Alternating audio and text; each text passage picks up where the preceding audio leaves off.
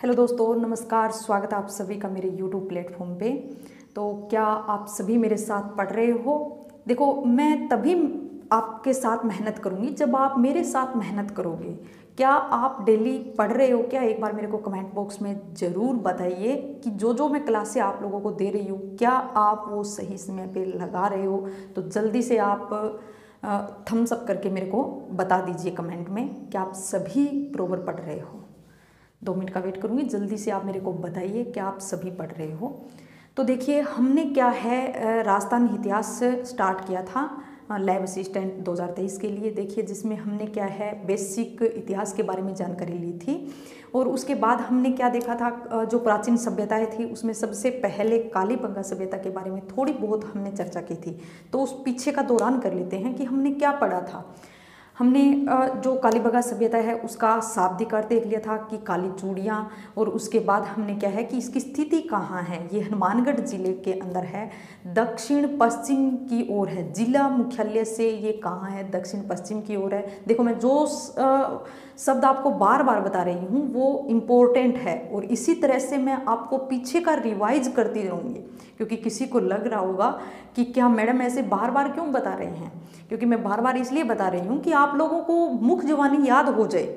जितनी बार हम अपने मुख से बोलेंगे उतनी बार हमें क्या है दोहरान होगा, और हमें वो स्थायी हो जाएगा। तो आप भी मेरे साथ बोलते रहिए जैसे जैसे मैं रिवाइज करती हूँ कि यदि आपने पढ़ा है पीछे जैसे जैसे मैंने क्लास दी है वैसे वैसे यदि पढ़ा है तो आपके बहुत बेहतर तरीके से कवर हो जाएगा। और मैं आपको कहती हूँ कि जितना मैं पढ़ा रही हूँ यदि आप इतना ही कर लोगे, कहीं से कोई बुक कुछ पढ़ने की ज़रूरत नहीं है। एक मैंने बताई थी दिशा की 2020 है, वहाँ से आप क्वेश्चन देख सकते हो। वो क्यों? क्योंकि यदि आपको क्या है पढ़ तो लेते हो पूरा, लेकिन आपको पता नहीं चलता है कि इसमें क्वेश्चन किस तरह के आएंगे। क्योंकि जो पहली बार जीके पढ़ रहे हैं उनको नहीं पता है कि किस तरह का क्वेश्चन आएंगे। जो क्वेश्चन का बेस किस तरह का है वो जानने के लिए मैंने आपको दिशा की 2020 बुक बताई है। छोटी सी आएगी, पतली सी, तो वो आप देख लेना। जिससे जैसे एक टॉपिक हमने कर दिया, कालीबंगा सभ्यता कर दिया, तो उसके टॉपिक वहाँ से देख लेना, या पूरी जो सभ्यताएं है वो पढ़ लेने के बाद उसके क्वेश्चन देख लेना। बाकी आपको कुछ भी नहीं पढ़ना है, कोई भी कहीं से भी कोई बुक नहीं पढ़नी है, आपको कोई नोट्स नहीं पढ़ना है। जितना मैं करवा रही हूँ उतना ही बेनिफिट है, उतना ही आपके लिए काफ़ी है। ये मेरा वादा है। मैं कहती हूँ कि यहाँ से क्वेश्चन ज़्यादा नहीं, इससे अलग कहीं नहीं पूछेंगे।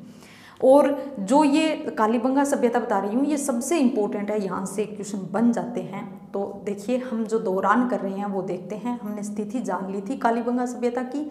उसके बाद हमने सर्वप्रथम जानकारी किसके द्वारा दी गई थी? एलपी टेसीटोरी के द्वारा दी गई थी। और खोज, सभ्यता की खोज कब की गई थी? 1952 के अंदर की गई थी। उसके बाद उत्खनन यानी इसकी खुदाई कब की गई थी? 1961 में शुरू हुई थी, 1969 तक चली थी। और 2 जो व्यक्ति थे वो बीबी लाल तथा बीके थापड़ के द्वारा इनका उत्खनन किया गया। उसके बाद यदि हम इसके उपनाम की यदि बात करें, उपनाम क्या है? आद्य ऐतिहासिक कालीन सभ्यता है, हड़प्पा कालीन सभ्यता है, और आपकी सिंधु कालीन सभ्यता है। ठीक है, कांस्य युगीन सभ्यता है। क्यों? क्योंकि इसके टाइम जो औजार थे, उपकरण थे, वो कैसे थे? कांस्य के बने हुए थे, इसलिए ये कांस्य युगीन सभ्यता कहलाती है। दीनहीन सभ्यता है। दीनहीन सभ्यता क्यों? क्योंकि यह कच्ची ईंटों के निर्माण से, ये आज हम सब पढ़ेंगे किस तरह से एक नगरीय व्यवस्था थी। ठीक है, तो वो सब हम पढ़ेंगे आज। तो इसमें किसका? कच्ची ईंटों का प्रयोग किया गया है, जिसकी वजह से इसको दीनहीन सभ्यता कहा गया है। और ये कैसी है? नगरीय सभ्यता है, यानी ग्रामीण सभ्यता नहीं है। ये कैसी है? नगरीय सभ्यता है। और उसके बाद हमने क्या देखा था कि दोहरे परकोटे वाली सभ्यता है। दोहरे परकोटे वाली, तो मैंने इसके अंदर आपको नगर व्यवस्था जो है, नगरीय व्यवस्था किस तरह से बताया कि एक उच्च भूमि होती है और एक क्या होती है? निम्न भूमि होती है। ठीक है, नगर की उच्च भूमि है वो क्या है? पश्चिम भाग के अंदर है जो, ठीक है, और जो निम्न भूमि है वो कहाँ? पूर्व के अंदर है। और उसके बाद जो गढ़ी क्षेत्र कहलाता है उच्च भूमि क्षेत्र कहलाता है, और निम्न भूमि क्षेत्र क्या कहलाता है? नगर क्षेत्र कहलाता है। और दोनों ही क्या है? दुर्गीकृत है, यानी दोनों ही क्या है? परकोटे से घिरी हुई है। इसलिए दोनों निम्न क्षेत्र और उच्च क्षेत्र दोनों परकोटे से घिरे होने के कारण इसको क्या कहा जाता है? दोहरे परकोटे वाली सभ्यता कहा जाता है। इसके बाद हमने जो छोटे छोटे पॉइंट देखे थे कि इसको सिंधु सभ्यता की तीसरी राजधानी किसने कहा है? दशरथ शर्मा ने कहा है तीसरी राजधानी। और क्या देखा था कि सिंधु सभ्यता के भारत में सबसे बड़े स्थल कौन से हैं? तो सबसे पहला कौन है? राखीगढ़ी है। दूसरा कौन सा है? धोलावीरा है। धोलावीरा गुजरात में है, राखीगढ़ी हरियाणा में है। और तीसरे नंबर पे कौन है? पुंतासी, जो कहाँ है? गुजरात के अंदर। और चौथे नंबर पर कालीबंगा आती है, जो राजस्थान के हनुमानगढ़ जिले के अंदर है। ठीक है। उसके बाद हमने क्या देखा था कि विश्व में सबसे बड़ा जो स्थल है सिंधु सभ्यता का वो कौन सा है? वो है आपका राखीगढ़ी है, जो हरियाणा के अंदर है। दूसरा गनेरीवाल और तीसरा मोहनजोदड़ो है। दोनों गनेरीवाल और मोहनजोदड़ो दोनों कहाँ है? पाकिस्तान के अंदर है। ठीक है। उसके बाद हमने क्या देखा था? उसके बाद हमने देखा था कि जो इसका कालक्रम है, कालीबंगा सभ्यता का जो कालक्रम है वो 2350 ईसा पूर्व से लेकर, ईसा पूर्व कहूँगी, ईसवी नहीं, ईसा पूर्व से लेकर 1750 ईसा पूर्व तक का माना जाता है। ये कार्बन डेटिंग पद्धति के अनुसार माना जाता है, जबकि सामान्य समय माना जाता है 2500 ईसा पूर्व से लेकर 1500 ईसा पूर्व तक का इसका कालक्रम है। यहाँ तक हमने क्लियर कर लिया था। और आगे हम चलते हैं इसके बाद कि इनकी सड़कें जो है, सड़कें कैसी हैं। जैसे देखो सड़कें, ये मान लिया ये नगर है, ये एक नगर है, नगर के अंदर सड़कें कैसी है? सीधी है। जैसे देखो मैंने ये बना दिया, ये सड़कें कैसी हैं? सीधी है और एक दूसरे को समकोण पर काट रही है। ये है सड़कें और ये सड़कें एक दूसरे को किस पे काट रही है? समकोण पे काट रही हैं। सबसे पहले तो ये बताओ कि सड़कें कैसी हैं? सीधी। सड़कें कैसी है? सीधी है। जैसे देखो मैंने एकदम सीधी बनाई है ना, सड़कें सीधी हैं और उसके बाद एक दूसरे को समकोण पर काटते हुए एक दूसरे पर, जैसे देखो ये समकोण 90 डिग्री का कोण बना रही है ना, इसलिए सड़कें एक दूसरे को क्या है? समकोण पर काटती हैं। सड़कें क्या है? एक दूसरे को समकोण पर काटती है। याद रखना क्या पढ़ रहे हैं हम? कालीबंगा सभ्यता। कालीबंगा सभ्यता की सड़कें कैसी है? सीधी है तथा एक दूसरे को कैसे काटती है? समकोण पर काटती है। ठीक है। उसके बाद देखिए कि ये जो सड़कें हैं ये बनी हुई है ना, ये जाल पद्धति या चेस बोर्ड पद्धति या ऑक्सफोर्ड पद्धति के आधार पर जो सड़कें एक दूसरे को समकोण पर काटते हुए तथा सीधी बनी हुई है, वो कौन सी पद्धति है? जाल पद्धति तथा ऑक्सफोर्ड पद्धति, या आपको क्या है? चेस बोर्ड पद्धति भी कहते हैं। इसका अनुपात क्या है? इसका अनुपात याद रखना 4:2:1। ये पूछ लिया गया है पहले की परीक्षा में 4:, इसको इस तरह से नहीं पूछकर इसको ऐसे पूछा गया है 30:15:7.5। ये अनुपात पूछा गया है। तो देखिए ये पूछ लो चाहे ये, इसको सरल अनुपात में बदलेंगे तो ये अनुपात आएगा 4:2:1। तो याद रखना जो कालीबंगा सभ्यता की सड़कें हैं वो किस अनुपात में है? 4:2:1, लंबाई, चौड़ाई और ऊंचाई। ठीक है। इस तरह से आपको याद रखना है। फिर उसके बाद है कि नगर व्यवस्था। नगर व्यवस्था इस तरह से, ये जो नगर बने हुए हैं ना, ये नगर किस पद्धति पे? ग्रिड पद्धति पे। देखो सड़कें तो ऑक्सफोर्ड, चेस बोर्ड और आपकी जाल पद्धति, जैसे देखो जाल बने हुए हैं ना, इस तरह से जाल बन जाता है कि एक दूसरे को काटते हुए जाल बना रहे हैं, जाल पद्धति। जबकि नगर व्यवस्था यानी पूरा नगर जो बना हुआ है वो कौन सी पद्धति है? ग्रिड पद्धति के आधार पर बना हुआ है। ठीक है। उसके बाद देखते हैं सड़कें हो गई। उसके बाद हम देखते हैं कि इसके अंदर नाली की व्यवस्था जो है वो लकड़ी की नाली। विश्व में सर्वप्रथम लकड़ी की नाली के प्रमाण यहीं से मिलते हैं। विश्व में सर्वप्रथम लकड़ी की नाली के प्रमाण कहाँ से मिलते हैं? यदि आपसे पूछे कि विश्व में सर्वप्रथम लकड़ी की नाली के प्रमाण कहाँ से मिलते हैं, तो कालीबंगा सभ्यता से मिलते हैं। ठीक है। लकड़ी की नाली होती है। और एक याद रखना कि यहाँ जो, जैसे देखो ये सड़क है, ये मुख्य सड़क है, ये क्या है? मुख्य सड़क है। और ये जैसे घर बना हुआ है, ये जैसे घर बना हुआ है और इसके पीछे क्या है? छोटी गली है। इसके पीछे ये क्या है? गली है। तो जो खिड़की तथा दरवाजे हैं वो गली में पीछे की ओर खुलते हैं। जैसे देखो यहाँ ये मुख्य दरवाज़ा यहाँ न खुलकर इसका मुख्य दरवाज़ा कहाँ खुलेगा? इस पीछे की गली में खुलता है। याद रखना कालीबंगा सभ्यता में खिड़की तथा दरवाजे, जैसे यहाँ खिड़कियाँ हैं और ये मुख्य जो दरवाज़ा है वो पीछे की गली में खुलते हैं। कहाँ खुलते हैं? मैंने लिखा हुआ है आगे, पीछे की गली में खुलता है। मैं यहाँ बता देती हूँ मुख्य सड़क के, क्योंकि आपके आसानी से समझ में आ जाएगा। ठीक है। पीछे की ओर खुलता है। एक और याद रखना कि इनकी दरवाजे के अंदर क्या है? छिद्र पाए जाते हैं। बहुत ही मुख्य बात है कि कालीबंगा सभ्यता है, कालीबंगा सभ्यता के अंदर एकमात्र ही ऐसी सभ्यता है जो जिसके दरवाजे के अंदर छिद्र पाए जाते हैं, जिसके दरवाजे के अंदर क्या पाए जाते हैं, छिद्र पाए जाते हैं। याद रखना कि किस सभ्यता के दरवाजे के अंदर छिद्र पाए जाते हैं, तो कालीबंगा सभ्यता के दरवाजे के अंदर छोटे छोटे छिद्र पाए जाते हैं। ठीक है, ये बात मैंने लिखी नहीं, चाहो तो आप नोट कर लो कि कालीबंगा सभ्यता के दरवाजे के अंदर छोटे छोटे छिद्र पाए जाते हैं। क्या पाए जाते हैं, छोटे छोटे छिद्र पाए जाते हैं। ये एकमात्र सभ्यता ही है जो दरवाजे के अंदर छिद्र पाए जाते हैं। ठीक है, उसके बाद देखिए कि लकड़ी की नाली, लकड़ी की नाली, यहाँ जो लकड़ी की नाली है वो लकड़ी की नाली बनी होती है यहाँ इस तरह से जल निकासी के लिए, यानी कि घर के अंदर जो जल होता है वो जल निकालने के लिए क्या है, लकड़ी की नालियाँ बनी होती हैं। तो विश्व में सर्वप्रथम लकड़ी के, यदि विश्व में कोई सर्वप्रथम लकड़ी की नाली बनी तो वो कहाँ बनी थी, कालीबंगा सभ्यता के अंदर बनी थी। ठीक है, उसके बाद देखिए ईंटें, ईंटें ये इंपॉर्टेंट है, वेरी वेरी इंपॉर्टेंट, लिख लो, वेरी वेरी इंपॉर्टेंट है ये। कच्ची ईंटों का प्रयोग किया गया है। देखो मैंने क्या कहा था कि दीनहीन सभ्यता, जैसे उपनाम में मैंने बताया था कि इसको दीनहीन सभ्यता क्यों कहते हैं, कच्ची ईंटों के प्रयोग के कारण इसको क्या कहा जाता है, दीनहीन सभ्यता। क्या कहा जाता है, दीनहीन सभ्यता कहा जाता है। और कच्ची ईंटें जो है धूप में सुखाई हुई कच्ची ईंटें, इस तरह से भी एग्जाम में दे सकते हैं क्वेश्चन कि धूप में सुखाई हुई कच्ची ईंटों का प्रयोग कहाँ किया गया है। ये मैंने इसीलिए तो ब्रैकेट में लिखा है, नहीं तो आप फिर कहोगे कि मैडम आपने तो सिर्फ कच्ची ईंटों का ही बताया था, आपने धूप में सुखाई हुई कहाँ बताई थी। तो ये क्वेश्चन भी बन के आ सकता है कि धूप में सुखाई हुई कच्ची ईंटों का प्रयोग किस सभ्यता के अंदर किया गया है, तो किस सभ्यता के अंदर किया गया है, कालीबंगा सभ्यता के अंदर किया गया है।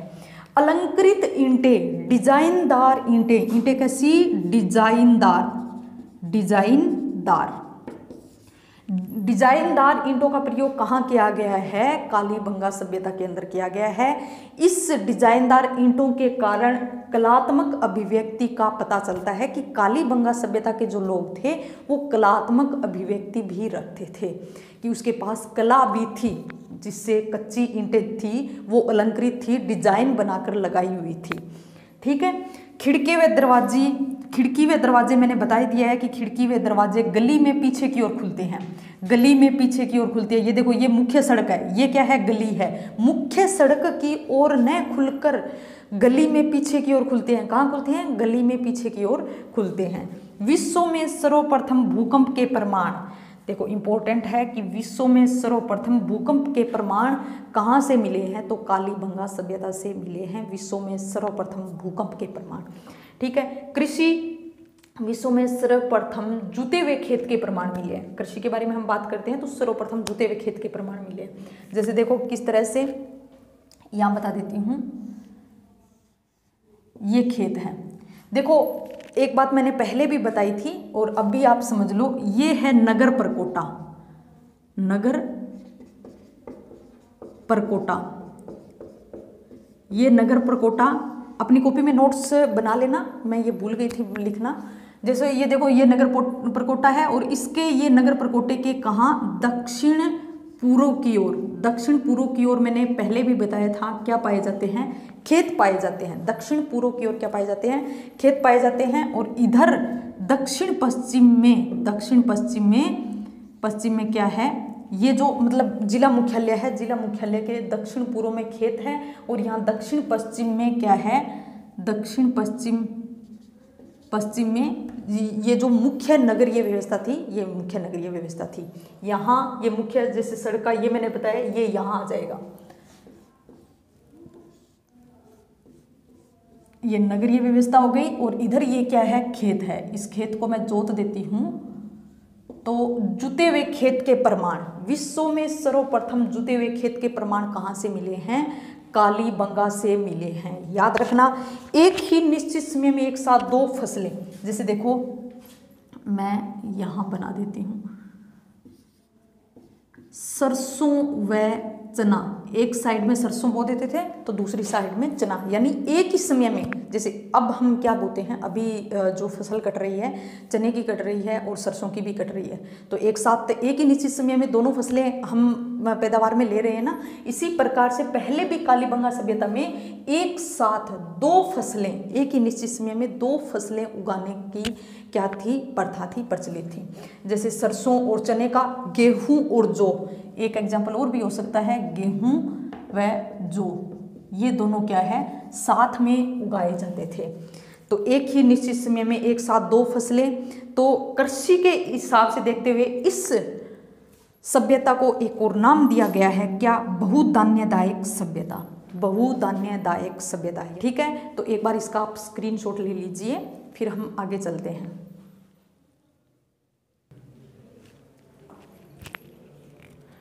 चलिए अब हम आगे देखते हैं मोहरे। मोहरे यानी कि मोहर जो थी उसके ऊपर व्याघ्र की भी मूर्तियां मिली है और साथ में महिला कुमारी देवी का चित्र भी मिला है। यानी मोहरों पर व्याघ्र की तथा महिला कुमारी देवी की क्या है चित्र मिला है। तो इस महिला कुमारी देवी का चित्र मिलने से हमको पता चलता है कि जो परिवार था वो कैसा था, मातृस्तात्मक व्यवस्था पर आधारित था। यानी कि पितृस्तात्मक जैसे घर में पिता की चलती हो, और मातृस्तात्मक यानी कि माता को ही पूछ कर सब कुछ किया जाता हो, वो कैसा है मातृस्तात्मक व्यवस्था कहलाती है। कि मोहरों पर महिला कुमारी देवी का चित्र मिला है। ठीक है, फिर देखिए कि परिवार जो है वो एकल परिवार थे या संयुक्त परिवार। तो एकल परिवार यहाँ मिलता है किसमें, कालीबंगा सभ्यता में। संयुक्त परिवार मिलता है आहड़ सभ्यता में, जो हम इसके बाद पढ़ेंगे। ठीक है, यानी एकल परिवार व्यवस्था किसमें मिलती है, कालीबंगा सभ्यता में। तथा जो हमको मोहरे मिली है, खुदाई के अंदर जो मोहरे मिली हैं, उस मोहरों पर व्याघ्र तथा महिला कुमारी देवी का चित्र मिला है। महिला कुमारी देवी का चित्र मिलने का अर्थ है कि जो परिवार था वो कैसा था, मातृस्तात्मक व्यवस्था पर आधारित था। ठीक है, फिर देखिए कि जो मोहरे हैं वो मोहरे आयताकार भी मिली हैं, वर्गाकार भी मिली है और वृत्ताकार भी मिली है, और बेलनाकार भी मोहरे पाई जाती हैं। तो अब पूछ ले कि निम्न में से सत्य तथा असत्य कथन को छांटिए। तो उसमें बता सकता है कि कालीबंगा सभ्यता से आयताकार, वर्गाकार, वृत्ताकार तथा बेलनाकार मोहरे मिली है। तो हमको क्या है उस कथन को क्या करना है, सही करना है। इस तरह से पूछ सकता है, या फिर ऐसे भी पूछ लेता है कि निम्न में ये जो बेलनाकार मोहरे हैं वो कौन सी सभ्यता से मिली है, तो कालीबंगा सभ्यता से मिली है। ठीक है, देखिए बेलनाकार जो मोहरे हैं ये दर्शाती है मेसोपोटामिया के साथ संबंध। यानी मेसोपोटामिया एक सभ्यता थी। इस मेसोपोटामिया के अंदर भी कैसी मोहरे मिली है, बेलनाकार मोहरे मिली है। इसका मतलब है कि लेन देन होता रहता था, किसके साथ, मेसोपोटामिया के साथ संबंध को दर्शाता है। यानी कि वहाँ से लेन देन, अपनी व्यापार व्यवस्था थी किसके साथ, मेसोपोटामिया के साथ। ठीक है, अब देखिए ये इंपॉर्टेंट है कि मातृ देवी की मरण मूर्ति है वो कालीबंगा सभ्यता से नहीं मिली है। देखिए भूल मत जाना, यहाँ कंफ्यूज हो जाओगे। मोहरों के ऊपर चित्र मिला है महिला कुमारी देवी का, मातृ देवी की मरण मूर्ति नहीं मिली है, मिट्टी से बनी हुई मूर्ति मातृ देवी की नहीं मिली है। जबकि मोहरों पर क्या मिला है, चित्र मिला है मातृ देवी का। ठीक है, उसके बाद देखिए अग्नि वेदिकाएं, यानी कालीबंगा सभ्यता से 7 अग्नि वेदिकाएं या 7 अग्निकुंड मिले हैं। इस तरह से देखिए कि यहाँ बता देती हूँ। इस तरह से एक आयताकार चबूतरा मिला है। क्या मिला है, आयताकार चबूतरा। ये किससे है, कच्ची ईंटों से निर्मित है। कच्ची ईंटों से निर्मित क्या मिला है, आयताकार चबूतरा मिला है। और इस आयताकार चबूतरे के पास में 7 अग्नि वेदिकाएं मिली हैं। कितनी, 7 अग्नि वेदिकाएं। एक सीध में इस तरह से 7 अग्नि वेदिकाएं मिली हैं।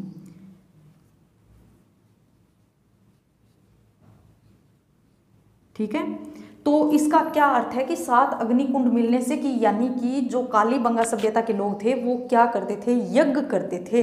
यानी यज्ञ परंपरा क्या है, प्रचलित थी। और इसके इन अग्निकुंडों के पास में क्या मिली हैं, पशुओं की हड्डियां मिली है। इस अग्निकुंड के पास में क्या मिली हैं, पशुओं की हड्डियां मिली है।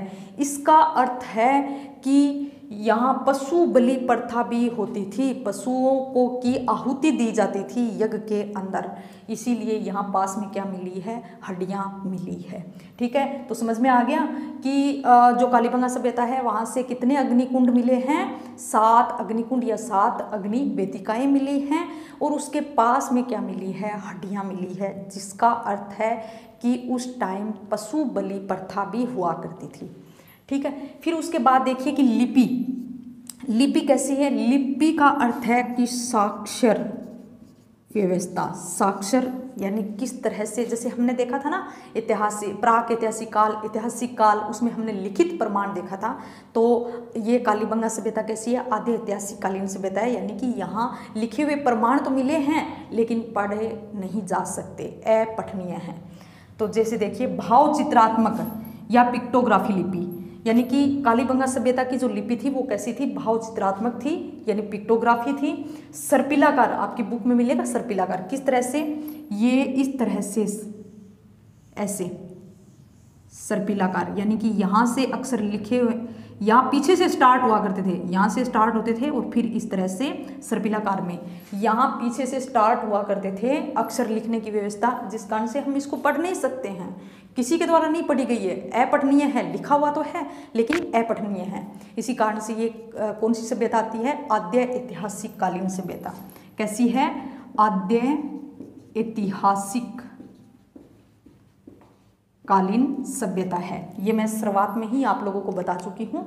तो इसको क्या कहते हैं? पीछे से स्टार्ट होकर फिर सर्पिलाकार में चलती है, इसको सर्पिलाकार या बुस्ट्रोफेदम भी कहा जाता है। इस लिपि को क्या कहा जाता है? बुस्ट्रोफेदम, या फिर भाव चित्रात्मक और पिक्टोग्राफी से ली है, यानी भाव चित्रात्मक है जिसको पिक्टोग्राफ भी कहा जाता है। सर्पिलाकार को बुस्ट्रोफेदम, यानी कि ये पीछे से स्टार्ट होती है आगे तक आकर और फिर सर्पिलाकार में चलती है। ठीक है, ये तो थी लिपि की बात। अब हम देख लेते हैं सवादान। सवादान क्या है? सवादान यानी कि जब व्यक्ति की मृत्यु हो जाती थी उसके बाद उस शव को किस तरह से उसको जलाते थे या फिर उसको गाड़ते थे। तो देखिए 3 तरीका था उस टाइम, कालीबंगा सभ्यता के टाइम 3 तरीका था शव को गाड़ने का। एक पूर्ण सवादान, एक आंशिक सवादान और एक कलश सवादान। पूर्ण सवादान, आंशिक सवादान और कलश सवादान।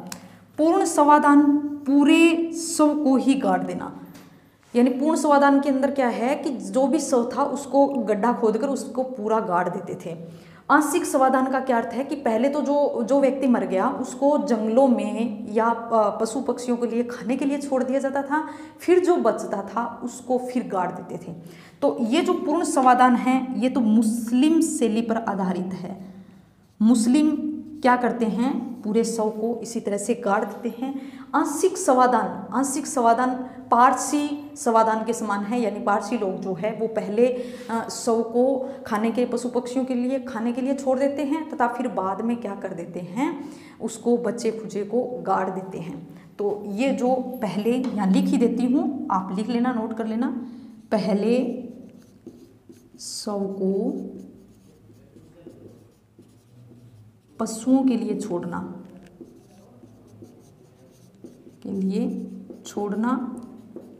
फिर गाड़ना। ठीक है, तो ये क्या था? आंशिक सवादान था। कलश सवादान का क्या है? पहले शव को जला देना, पहले शव को जला देना तथा फिर उनकी हड्डियों को कलश के अंदर ले जाकर उसको क्या करना? गाड़ना। ये आती है हिंदू व्यवस्था पर। हिंदू क्या करते हैं? शव को जलाते हैं। वैसे ही पहले भी जो कलश सवादान होता था उसी तरह से होता था कि पहले शव को क्या किया जाता था? जलाया जाता है। उसके बाद जो हड्डियां थी वो क्या है? कलश के अंदर डालकर, अभी तो हम पवित्र स्थान पे उसको गंगा नदी में बहाते हैं, जबकि पहले क्या करता था? उनको गाड़ देते थे। ठीक है, तो ये हिंदू परंपरा के अनुसार है, हिंदू परंपरा के अनुसार है। ठीक है, तो ये आपको समझ में आया होगा। एक बार आप इसका स्क्रीनशॉट ले लीजिए। चलिए, तो अब हम जो बचा कुचा है वो देख लेते हैं कि कालीबंगा सभ्यता के अंदर और क्या आता है। तो देखिए, एक कालीबंगा सभ्यता से एक मनुष्य की खोपड़ी मिली है, जिसकी क्या है, इस खोपड़ी से, इस खोपड़ी में जो कपाल है उसके अंदर क्या है? 6 छिद्र मिले हैं। एक मनुष्य की खोपड़ी मिली है, उस खोपड़ी के अंदर, उसके कपाल के अंदर कितने? 6 छिद्र मिले हैं। 6 छिद्र मिले हैं, 6 छिद्र मिले हैं तथा इसकी खोपड़ी में क्या? द्रव भरा हुआ पाया जाता है। द्रव भरा हुआ पाया गया है, जिसके कारण पता चलता है कि उस टाइम जो ये खोपड़ी मिली है वो मनुष्य किस रोग से ग्रसित था। तो उस रोग का नाम है हाइड्रोसिपेलिस। हाइड्रोसिपेलिस नामक रोग से क्या ये मनुष्य ग्रसित था, जिसके कारण इसका क्या है, खोपड़ी के अंदर 6 छिद्र किए गए हैं। और क्या है, उस क्रिया को क्या कहा गया, शल्य चिकित्सा। यानी उस टाइम शल्य चिकित्सा भी हुआ करती थी। किस रोग से ग्रसित था, हाइड्रोसिफिलिस से ग्रसित था। ठीक है। और इसके अंदर क्या है, तो देखिए इस कालीबंगा सभ्यता का पतन कैसे हुआ, कालीबंगा सभ्यता का, यानी ये सभ्यता खत्म कैसे हुई, कालीबंगा सभ्यता का पतन। तो इसके कई प्रमाण हैं, अलग अलग वैज्ञानिकों के द्वारा अलग अलग मत दिए गए हैं। तो जैसे देखिए कि एक तो बताता है भूकंप से, यानी उस टाइम क्या भूकंप आया होगा, इसका नाम है रेक्स। रेक्स ने क्या कहा है, रेक्स ने कि भूकंप आया था और भूकंप आने के बाद ये सभ्यता क्या हो गई, नष्ट हो गई। ठीक है। और घग्गर नदी के घग्गर नदी में बाढ़ से, कि घग्गर नदी में बाढ़ आया जिससे ये सभ्यता क्या हो गई, नष्ट हो गई। इसका कारण ये कौन बताता है, ये बताता है डेल्स। डेल्स ने क्या कहा कि घग्गर नदी में बाढ़ आने से इस सभ्यता का क्या हो गया, पतन हो गया। और भूकंप आने के कारण, भूकंप के प्रमाण कौन देता है, रेक्स देता है। ठीक है। उसके बाद देखिए कि जलवायु परिवर्तन, जलवायु यानी कि जलवायु परिवर्तन हुआ होगा, जिस कारण से क्या हो गया, इस सभ्यता का पतन हो गया। ये कौन कहता है, ये कहता है अमलानंद घोष, अमलानंद घोष। ठीक है। और उसके बाद क्या है, भूकंप आ गए, घग्गर नदी में बाढ़, जलवायु परिवर्तन कौन कहता है, अमलानंद घोष कहता है। संक्रामक रोग, यानी KUR केनेडी कहता है कि संक्रामक रोग आया होगा, जैसे महामारी कोई फैल गई, उसकी वजह से इस सभ्यता का क्या हो गया, पतन हो गया।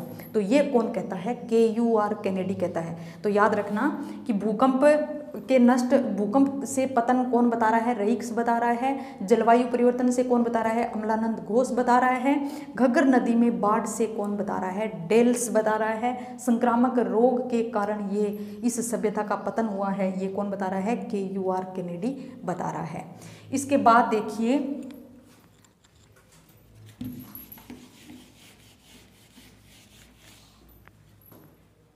कि 1961 के अंदर, 1961 में इस सभ्यता पर डाक टिकट जारी किया गया। डाक टिकट जारी किया गया कब, 1961 में इसके ऊपर डाक टिकट जारी किया गया कालीबंगा सभ्यता पर। किस पे, कालीबंगा सभ्यता पर 1961 में डाक टिकट जारी किया गया। और 1985-86 में कालीबंगा संग्रहालय की स्थापना की गई। कालीबंगा संग्रहालय की स्थापना की गई, संग्रहालय की स्थापना की गई, स्थापना की गई। ठीक है। इस तरह से ये कालीबंगा सभ्यता थी। और इसके अंदर मैं बता देती हूँ कि इसके अंदर मंदिर के प्रमाण नहीं मिले, यानी उस टाइम मंदिर नहीं हुआ करते थे। और उस टाइम क्या है, मुद्राएं भी नहीं हुआ करती थी, मंदिर भी नहीं और मुद्राएं भी नहीं थी, मुद्रा भी नहीं थी। सिर्फ क्या मिली है, मोहरें मिली हैं, मुद्राएं नहीं मिली हैं, मोहरें मिली हैं।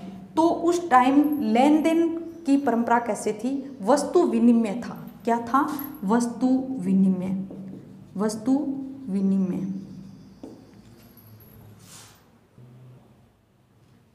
देखिए उस टाइम क्या हुआ करता था, वस्तु विनिमय, यानी कि वस्तु के बदले वस्तु लिया करते थे।